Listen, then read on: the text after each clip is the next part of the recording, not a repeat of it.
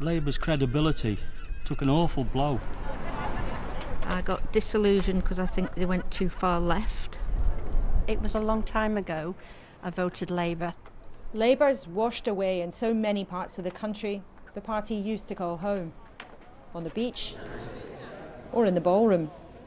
I mean, I'm not saying I'm not ready to vote Labour again, but I would have some questions.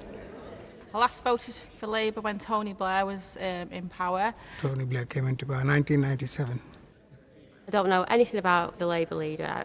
I wouldn't have even known who he was. I know he likes football. I know he likes football and that. And he comes across as a nice guy, but there's nothing that sort of stands out for me. And he doesn't seem to have any kind of policy that I want. Yeah, it'd just be nice just to speak to him to see what he's going to offer. And here's the man whose job depends on getting them back on side. This is Keir Starmer. Hello, nice to see you. I'm Keir, and I'm really grateful to you for giving up your time this evening. Whether in splendid surroundings, village halls or canteens, this summer he's taking his ideas and his reputation around the country. So I've got some strong ideas. I want to share them with you. I want you to tell me what you think. A guarantee of jobs for those under 25. All the evidence suggests that under 25s are most at risk when it comes to their job. A promise that his government would buy from British firms to make it here and to sell in Britain. And cash for children to help catch up after the pandemic. What do we do about children's recovery? Because I've been really worried about the number of children that have been out of school for quite a long time now. We need a national recovery plan for children, but it's not cheap. I think the only way you're going to get rid of like child poverty and actually help the children is to sort out this stupid benefit system. I mean, a lot of children have been through a really hard time last year. I agree with counselling. Yep. And helping. Breakfast clubs, free school meals. It's a start. Well, on the issue of young children, I think they're far more resourceful than we give them credit for. Just look how they manage the devices. I mean, I can't even manage the controller for the television. The absence of this year or 18 months are going to make it. They'll recover. The thing with me is it's like, words come easy, that a recovery plan, but, it's like actions speak louder than words, and, I would love to see change. Well, we've been pushing hard on free school meals for starters, and on breakfast clubs, because that's not been guaranteed until recently. Obviously, there's a bit more of it during the pandemic. But if you were in power, would you change that? Would that change? When Labour were in power, they put a lot of money into schools. For everybody under 25 who's out of work for more than 6 months, they should be guaranteed either a job, education or skills training. In this country, there's a lot of people under the age of 25 who just don't want to work. Basically, they don't want to work. So, and I think it's something that's been tried and by different governments over years is just that some people in this country are just lazy and they don't want to work. Basically, they won't work and it doesn't matter. I think you're wasting your time, because if they want to work, they'll work. If they don't, they're not prepared to. It's no good having employment and not creating real jobs. It's got to be real jobs, haven't they? Meaningful jobs. So I wish you well on it. But you've got a massive job on your hands. The third idea about opportunity is something that we're calling buy, make and sell in Britain. I'd be in favour of it, but again, good luck with that one. How you accomplish it, Go back to basics. Why have our manufacturing left the country in the first place? Look at why it's gone out of the UK. Costs. The Labour thing is to spend a lot of money, but then the Conservatives come in and then start cutting back everything to save money, and then it's a bit of a cycle. And we're going to have to make choices. We're going to have to say, if you're going to pay for this, you can't pay for that. Things aren't going to change. Society needs changing. Benefits need changing. There's just, I don't think with these three things, it's going to. I just think it's all pie in the sky, to be honest. Susan, if you were to sort of draw up three things, what would you go for instead? I think society needs a shake-up. I suppose I'm intrigued that people are describing to me all sorts of problems, whether it's as they sit with the welfare system, with schools, with manufacturing, with young people, and nobody seems to be angry. We've had a government in place for 11 years and hasn't done anything about it. Doesn't it sound a bit like you're telling people how they should feel? I'm just intrigued. I'm genuinely intrigued. You say the last 11 years they've been in power, but they must be doing something right because people are still voting for them. Yep. And they're a lot more points ahead of Labour. But the image of the party outside matters too. There were more hard truths. However polished the newish Labour leader wants to look, voters have noticed the party fighting amongst themselves. Get rid of all these sort of bickering people who are losers. You know, they want to lose further by doing what they're doing. At the moment, you know, he says something on television, the next guy says, you know, that's no good. You tell them, look, are you Labour, are you not? If you're Labour, that is my plan. And if not, go, form another party and do what you want. Sounds like Zaki thinks actually you've been not tough enough on the people who are in the party who've been having a go at you since you've been in charge. Should you be tougher? On the bickering, obviously, it depends who it is as to how much we can actually do about it. What do you mean? What do you mean? Well, if someone's in my shadow cabinet or on my front bench, I can do something about it because I can fire them. If they're on the back bench, then they've got a bit more freedom to say what they want. But I get the point you're making is it doesn't really matter to anybody else.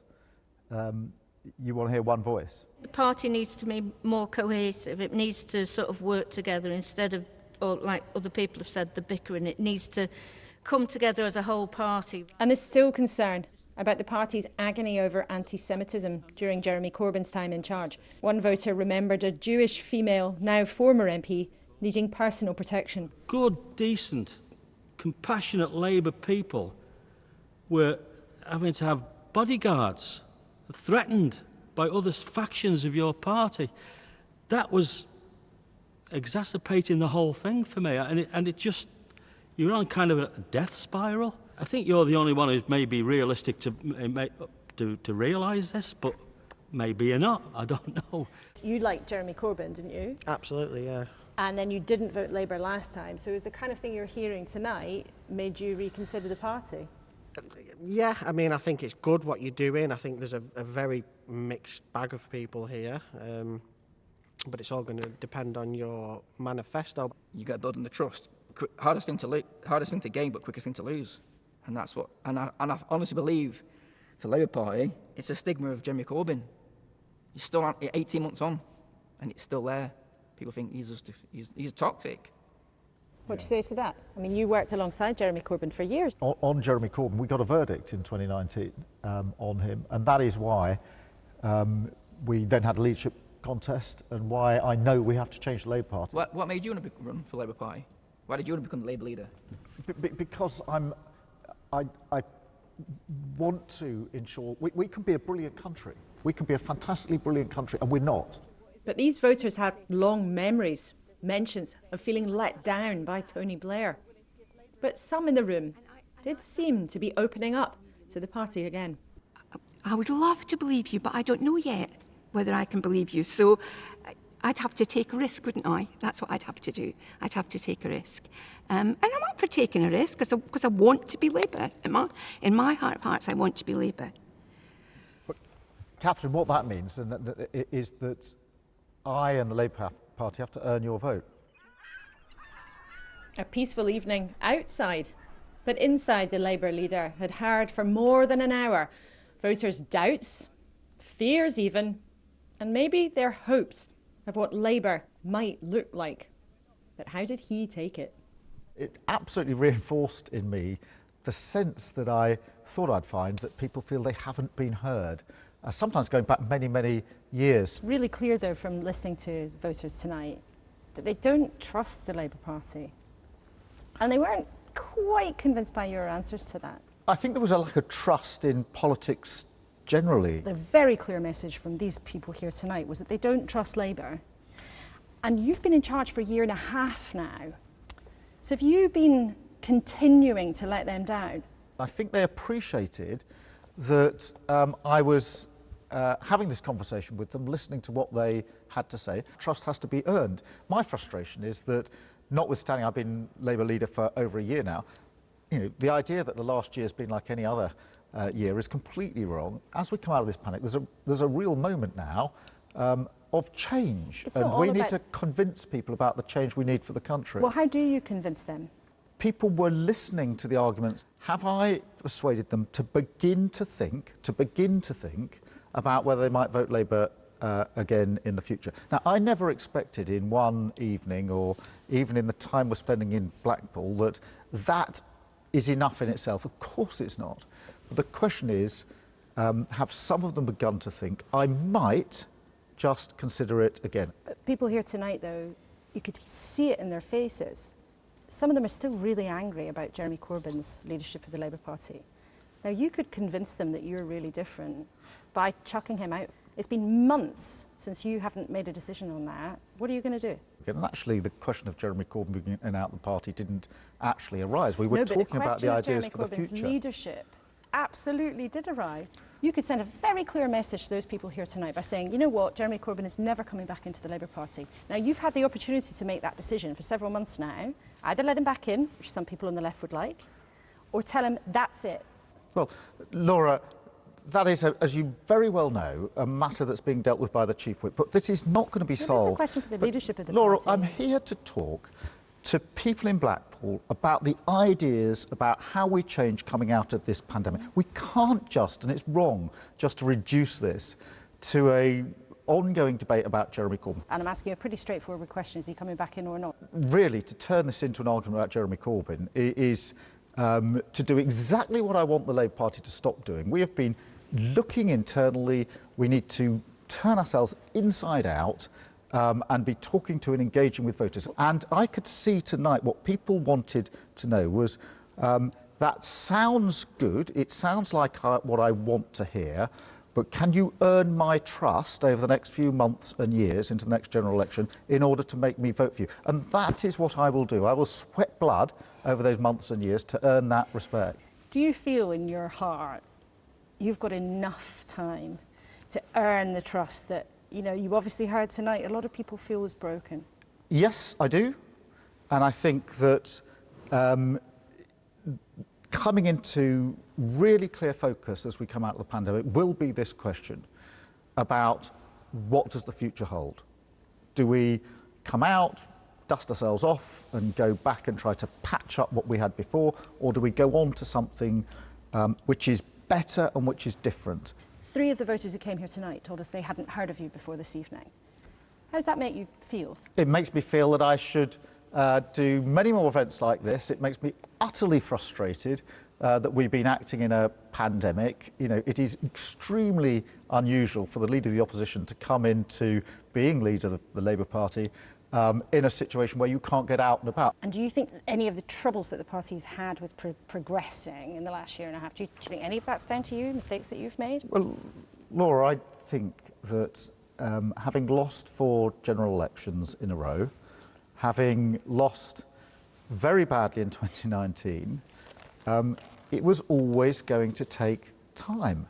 And I never thought that this would be turned around in a year or 18 months. I never thought that in one evening I'd persuade 12 people to change their vote. This is a slow, long, hard road. Do you think is the most important thing you heard tonight? Trust, and that trust has to be earned. And what I heard tonight was people, they weren't saying, I'll never trust you. What I heard them saying is, I have lost trust in Labour, but I might have trust in the future, but it's down to you to earn it. And that I will do, sweating blood over the next days, weeks, months and years into the next general election. No pressure. It's exactly what I expected. This was always going to be a tough gig, but actually I'd much rather have the sort of robust discussion I had tonight than the warm bath of simply talking to people who already agree with me. Remember, this dozen have all, at some point, chosen Labour, but stopped. Now, selected by an independent polling company. Would they be persuaded by him? I think he's a nice fella, but I just think he's got a massive, massive job to do, to get people to vote Labour again. Very charming, but very naive at the same time. I thought he was lovely, and I felt listened to, which is an absolute delight. But he's no good advertising himself for 10 or 15 people. He should address the country as a whole. And would he get your vote back? I'm thinking about it. Not at the minute, no, because I want to see action. Not from him personally, from somebody locally within the Blackpool area. I wish him well. He's going to need a lot of luck. And he needs to straighten his party out, because I still think there's factions within it. I definitely think about voting for Labour again, but like Frank said, it's the three issues that were raised tonight. There's a much bigger picture than that, really. I came across very genuine. I do think, you know, he's got a long road to go down. First of all, he's just getting the party to work together. I believed what he was saying, but I do think actions speak louder than words, and it's okay saying this is what we're going to do. Will that happen? I do think he's got a big task. He's got to, you know, get the stigma of Jeremy Corbyn out of his party, but I think if he can achieve that, then it looks a bright future for him.